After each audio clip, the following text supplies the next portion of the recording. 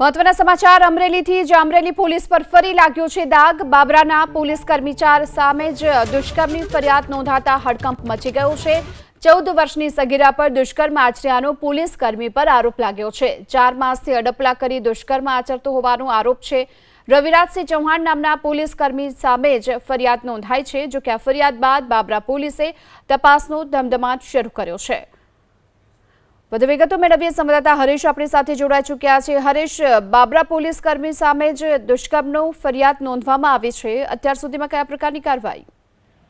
બિલકુલ, ગુજરાત પોલીસને કલંકિત કરતી ઘટના અમરેલીમાં સામે આવી છે। બાબરા પોલીસ સ્ટેશનમાં ફરજ બજાવતા પોલીસ કર્મીએ 14 વર્ષની સગીરા પર દુષ્કર્મ ગુજાર્યું હોવાના આરોપો સાથે ફરિયાદ નોંધાણી છે। 4 માસથી શરીર અડપલા કરીને શારીરિક સંબંધો બાંધતો હતો આ પોલીસ કર્મચારી।